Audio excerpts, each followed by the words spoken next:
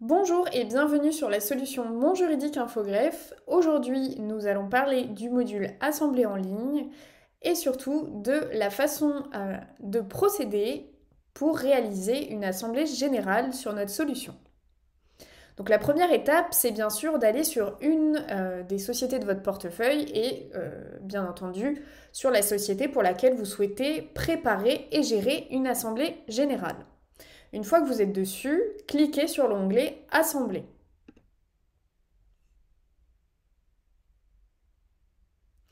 Automatiquement, vous allez arriver sur la page des assemblées. Donc si vous en avez déjà effectué, vous retrouverez ici celles qui sont en statut terminé, celles qui sont en cours ou bien celles qui ont déjà été préparées mais qui n'ont pas encore été envoyées. Voilà, donc vous pouvez très bien en préparer au statut pour rouillon, revenir dessus, effectuer de nouvelles modifications avant de convoquer les participants et d'organiser le vote en ligne. Alors, première étape quand on est sur la page du module Assemblée en ligne, c'est bien sûr de vérifier en haut à droite que vous êtes sur la bonne société.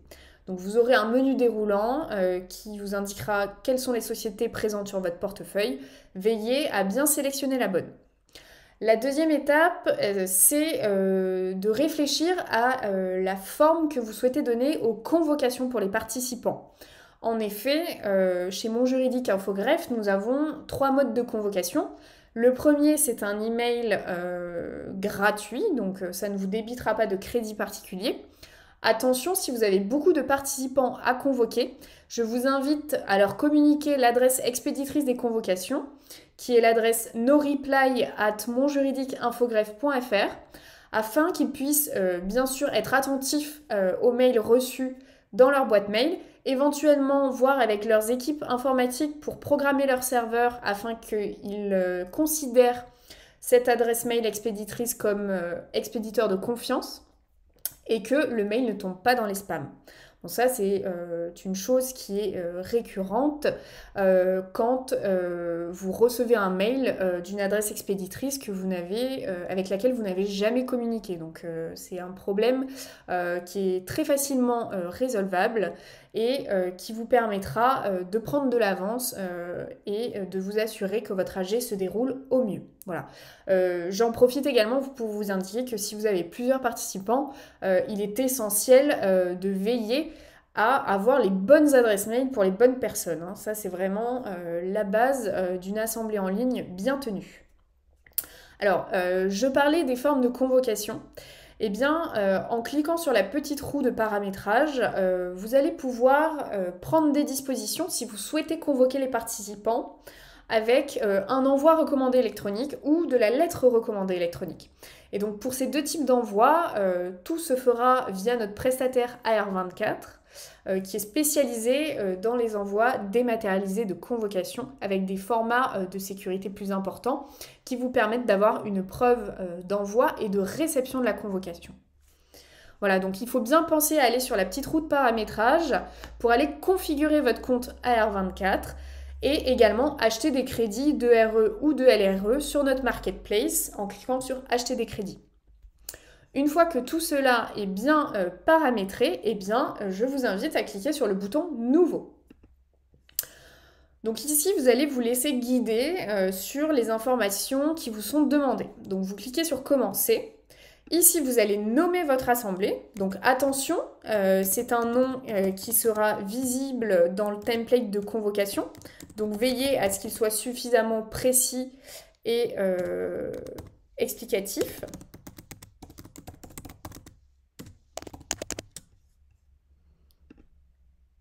Ensuite, on vous demande la date de l'assemblée. Donc là, c'est vraiment la date à laquelle votre assemblée va se tenir, la date à laquelle les délibérations vont avoir lieu. On vous demande également l'heure de votre assemblée. Ensuite, on vous demande des indications sur la période de vote. Donc ça, encore une fois, il faut être très prudent, très attentif à ce détail-là. La période de vote, c'est vraiment la période durant laquelle les participants vont pouvoir voter en ligne. Donc, ce qui vous est conseillé, c'est d'ouvrir la période des votes en même temps que l'heure de l'AG, de manière à ce que les votes puissent avoir lieu en même temps que les délibérations à l'AG. Et de clôturer les votes quand vous le souhaitez, mais dans un délai raisonnable pour que tout le monde puisse voter et que la période de vote ne s'étale pas non plus en longueur.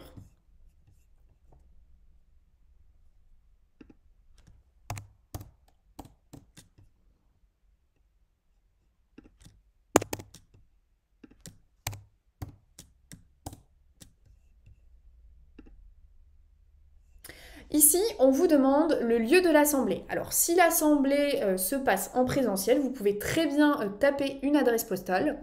Et si elle n'a lieu que par visioconférence, dans ce cas-là, vous cliquez sur Passer. Ici, vous pourrez indiquer le lien vers une visioconférence qu'il faudra programmer en amont avec un outil spécifique. Si jamais vous n'avez pas encore programmé le lien de la visioconférence, cliquez sur Passer, vous pourrez revenir dessus ultérieurement. Alors ici également, une attention particulière sur le type de délibération que vous allez mener. Si vous cliquez sur l'assemblée en générale, les droits de vote des participants seront paramétrés en fonction de la détention des titres qui est connue sur Mon Juridique si vous gérez également tout ce qui est historique de mouvement de titre et registre de mouvement de titre. Si vous ne gérez en aucun cas la partie titre avec nous, dans ce cas-là, il faudra vous-même venir ajouter les droits de vote pour chaque participant à votre AG. Lorsqu'on parle des autres décisions, on est sur un format différent. C'est-à-dire que les droits de vote ne sont pas calculés à partir de la détention des titres, mais à partir des sièges attribués à tel ou tel participant. Alors, dans une association, on peut être sur un format différent qui est un membre égale une voix. Dans un organe collégial d'administration, de direction ou de surveillance, comme un conseil d'administration ou un conseil de surveillance ou encore un directoire, on est plus sur un format, un homme a un siège au conseil d'administration, donc il a une voix. Voilà. Donc tout ceci rentre dans la catégorie autres décisions. Alors nous allons parler surtout du type assemblée générale, puisque c'est le plus couramment utilisé. Alors ici, on vous demande d'indiquer un quorum. Alors, ce n'est pas obligatoire, vous pouvez à tout moment désactiver, mais si vous avez un quorum qui est mentionné dans vos statuts, par exemple, ou le quorum légal qui peut être défini pour certaines sociétés dans le code de commerce, je vous invite à l'indiquer. Grâce à ce quorum, on va pouvoir vous indiquer par rapport aux réponses qui auront été données par les participants à la convocation, c'est-à-dire une présence ou une absence, si vous êtes susceptible d'atteindre le quorum nécessaire pour la validité de votre AG. Donc ici par exemple, moi je mets un quorum fictif, 33%. Alors vous pouvez mettre un quorum sur les titres, c'est-à-dire un pourcentage minimum du capital qui doit être représenté à l'Assemblée, mais vous pouvez aussi mettre un quorum sur le nombre minimum de votants qui doit être présent ou représenté, ou les deux. Ensuite, vous arrivez sur la partie relative à la gestion des pouvoirs. Donc, si vous souhaitez que les personnes absentes qui ont ouvert la convocation, qui ont indiqué qu'elles seront absentes, puissent nommer un représentant pour voter en leur lieu et place, dans ce cas-là, il faudra bien penser à activer, donc en cliquant, la fonctionnalité de gestion des pouvoirs. Si vous avez chez nous des crédits de signature électronique, vous pouvez également activer cette fonctionnalité afin que les personnes qui donnent pouvoir puissent signer leur pouvoir à l'aide de vos propres crédits de signature électronique. Ensuite, nous arrivons sur la forme que vous souhaitez donner aux convocations. Et donc là, encore une fois, attention, si c'est de l'email gratuit, nous vous invitons à prendre des dispositions auprès des participants pour vous assurer que le mail tombera dans la boîte principale. Alors s'ils ont déjà participé à des AG avec Mon Juridique, la question ne se pose pas, hein. Ils recevront bien le mail dans la boîte principale. Mais si c'est la première fois que vous les convoquez avec Mon Juridique, je vous invite à bien veiller à ce qu'ils nous mettent en expéditeur de confiance. Ensuite, si vous convoquez avec des formats spécifiques comme de l'ERE ou de la LRE, comme je l'ai dit précédemment, pensez bien avec la petite roue à configurer votre compte AR24 et à acheter des crédits pour envoyer ce type de convocation. Attention, petite recommandation spécifique pour la lettre recommandée électronique. Notre prestataire AR24 vous communique par envoi postal une clé qui vous permet de vous identifier. Ce courrier prend quelques jours à arriver dans votre boîte aux lettres, donc il faut bien prévoir en amont le temps de réception de ce courrier-là. Voilà, ce courrier sert à vérifier votre identité et à terminer de configurer votre compte AR24 côté Mon Juridique. Voilà, donc contrairement à l'envoi recommandé électronique qui, lui, une fois la configuration de votre compte AR24 terminée, peut être immédiatement utilisé. Voilà, donc ça, ayez bien en tête que pour faire de la lettre recommandée électronique, ça demande un temps à observer pour recevoir le courrier d'AR24. Alors, une fois que j'ai choisi le ou les formats, je peux d'ailleurs en sélectionner plusieurs. Hein. Je peux convoquer certains participants par email simple, d'autres par lettre recommandée électronique. Voilà, parfois, on a des clients qui souhaitent convoquer, par exemple, le CAC avec un recommandé, mais les personnes internes à l'entreprise par email simple. C'est tout à fait faisable. Pour cela, pensez bien à sélectionner plusieurs formats initialement. Sinon, vous pourrez revenir dessus également après. Alors ici, on me demande les pièces jointes qui seront mises avec ma convocation en annexe. Donc si je les ai déjà, eh bien je clique et je les importe au format PDF, j'insiste bien. Sinon, je pourrais les rajouter ultérieurement. Une fois que tous les détails visibles sur la gauche sont corrects, eh bien je clique sur Terminer afin de pouvoir ajouter les participants. Alors, si vous êtes déjà client Mon Juridique et que vous gérez vos registres de délibération ou vos registres de titres avec nous, vous avez déjà probablement alimenté l'onglet Gestion personnes avec des actionnaires, des représentants ou des salariés. Donc, si c'est le cas, cliquez sur Importer et cliquez sur Depuis MJI. Si ce n'est pas le cas, pour vous faciliter la tâche, vous pouvez télécharger ici notre modèle Excel d'import des participants. On vous fournit une documentation liée pour vous indiquer comment bien remplir notre trame Excel. Et si vous avez peu de participants et que vous n'avez pas ajouté de personnes dans l'onglet Gestion pour la société, vous pouvez aussi passer par un ajout manuel. Voilà, vous cliquez, vous remplissez les informations et surtout, prenez bien garde au mail que vous allez mettre ici, puisque c'est le mail sur lequel la convocation et le lien pour voter seront reçus. Donc une fois que c'est fait, vous validez avec la petite encoche bleue. Si jamais vous cherchez à ajouter une personne morale comme participant, vous cliquez ici. On vous demandera de rajouter le nom de l'entreprise et son sirène.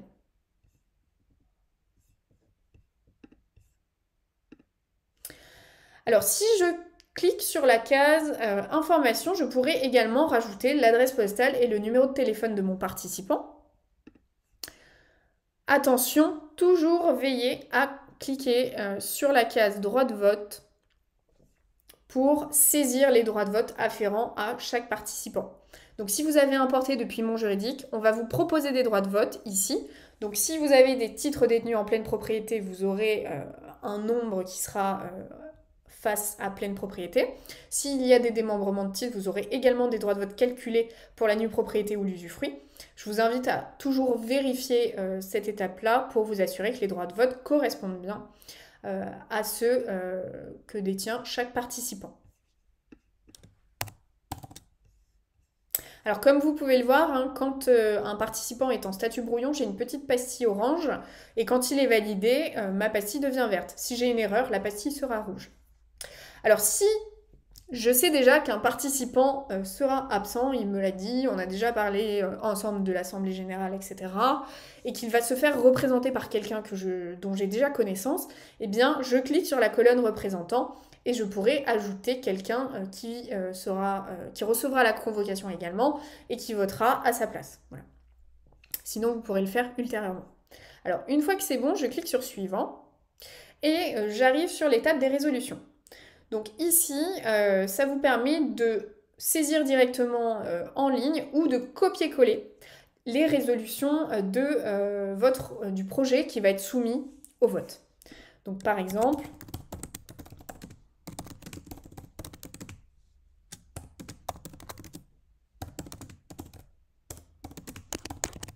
Donc ici, je mets le titre de ma résolution et puis ensuite, je vais soit taper, soit copier-coller la teneur de la résolution.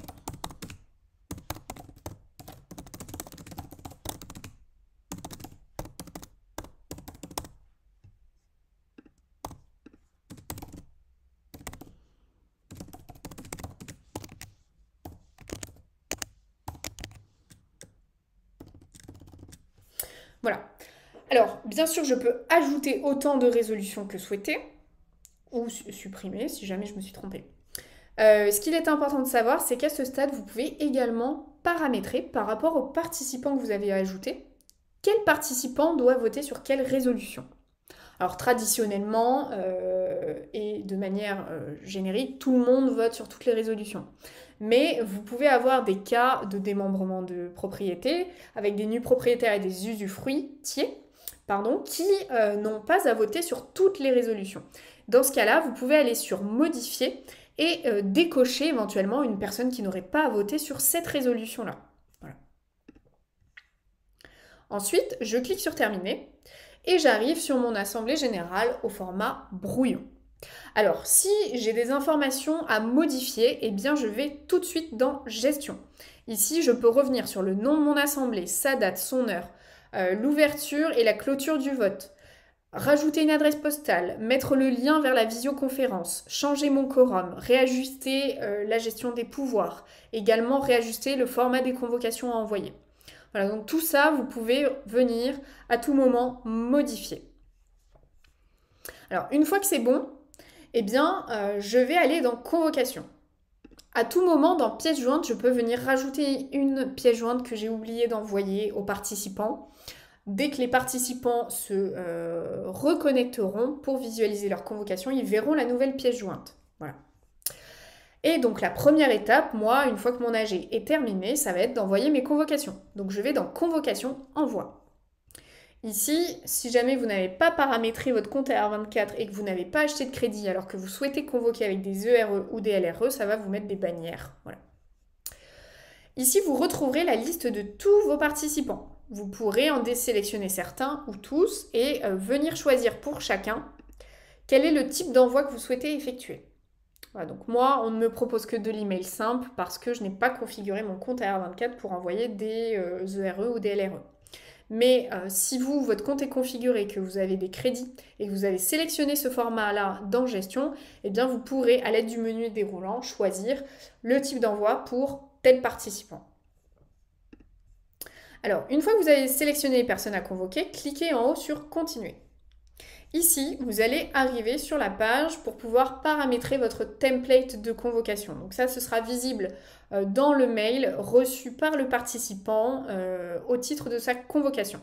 Donc à tout moment, vous pouvez venir ajouter ou modifier certains éléments, et notamment la signature. Voilà, vous pouvez venir taper des informations et tout modifier. Vous pouvez également modifier l'objet du mail, si vous souhaitez rajouter le nom de votre société ou de votre cabinet. C'est tout à fait possible.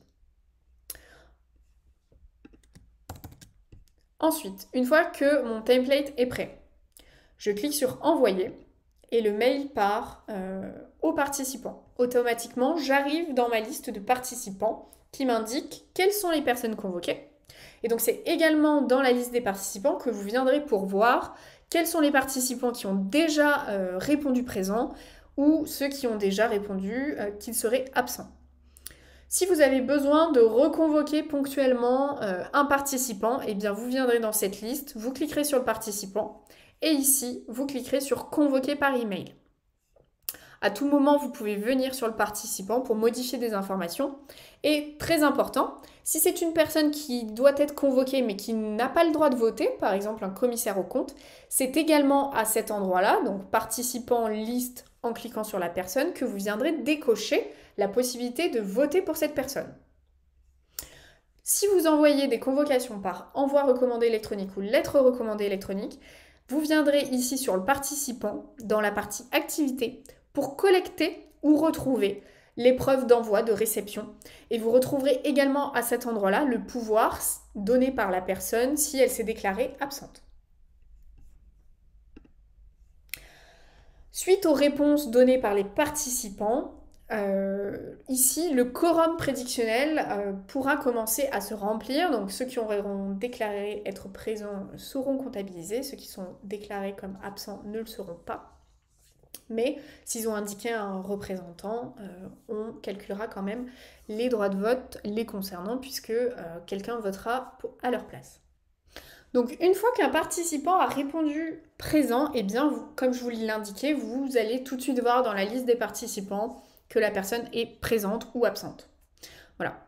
Donc ensuite, quand le vote a débuté, eh bien, vous allez voir dans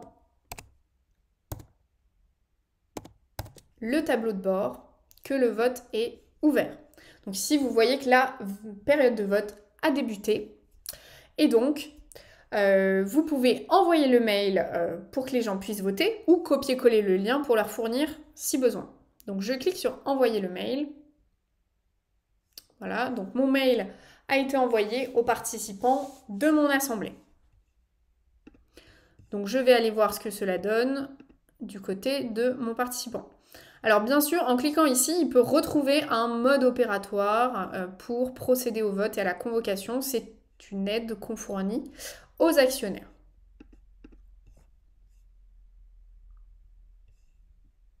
Donc l'actionnaire arrive sur une page, il clique sur envoyer, il reçoit par mail un code de sécurité à copier-coller.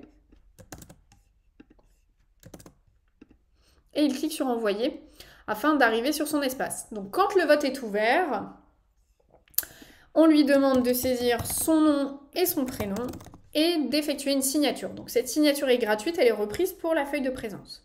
Il clique sur continuer et il peut voir les détails de l'assemblée. Donc ça, c'est également ce que l'actionnaire voit quand il ouvre la convocation pour indiquer qu'il est présent ou absent. Donc ici, il clique sur vote et puis il visualise les résolutions que vous avez préalablement tapées ou copié-collé dans Mon Juridique pour préparer votre projet de résolution. Donc il a le choix entre approuver, s'abstenir ou refuser. Très important, il faut que le participant clique sur valider mes votes. Une fois que le vote est validé, le participant va avoir accès, bien sûr, au justificatif de son vote et visualiser le vote qui a été effectué, avec un identifiant unique pour son vote. Ensuite, il peut se déconnecter. Du côté administrateur, quand quelqu'un a procédé au vote, je peux voir dans le tableau une encoche dans la colonne « À voter ». Si ce n'est pas le cas, je visualise une croix. À partir du moment où le vote est ouvert, automatiquement la feuille de présence se débloque. Vous pouvez donc cliquer dessus pour la visualiser et voir la signature des participants. Vous pouvez la récupérer et la faire signer par le mandataire social ici dans cet encadré. Alors, attention, petite subtilité. Quand votre vote est terminé, veillez bien dans la partie participant tableau à vérifier que tout le monde a pu voter ou du moins toutes les personnes présentes ont pu voter. Une fois que c'est fait, eh bien, vous pouvez aller dans le tableau de bord et cliquer sur Mon assemblée est terminée. Ceci vous débloquera le procès-verbal. Donc je clique sur Mon assemblée est terminée et j'accède immédiatement au procès-verbal. Alors, celui-ci est également modifiable, vous pouvez rajouter des mentions, voilà. Les pourcentages sont indiqués et la synthèse des résultats est visible également. Avec ce procès-verbal, vous pouvez l'envoyer vers votre coffre-fort pour alimenter votre registre d'assemblée, vous pouvez l'envoyer pour signature également. C'est vous qui choisissez. Et dans la partie résolution, je peux déjà cliquer sur participants et voir qui a voté quoi par résolution. Et je peux également cliquer sur résultat du vote pour m'envoyer un fichier PDF de synthèse du vote. Une fois que votre assemblée est terminée, je vous invite à aller dans le tableau de bord pour visualiser le changement de statut de celle-ci. Une assemblée terminée, cela veut dire que les convocations ont été effectuées, que le vote en ligne également, et que le procès-verbal a été traité, soit pour tenir votre registre d'AG, soit a été envoyé pour signature. J'espère que cette vidéo tutoriel vous aura grandement aidé à préparer et tenir votre assemblée générale ou tout autre type de décision, comme on l'a vu. Cela peut être la réunion d'un conseil d'administration par exemple. Nous restons à votre disposition si vous avez plus de questions via le chat, mais également par mail à l'adresse support@monjuridiqueinfogreffe.fr ou bien par téléphone. À bientôt sur Mon Juridique Infogreffe.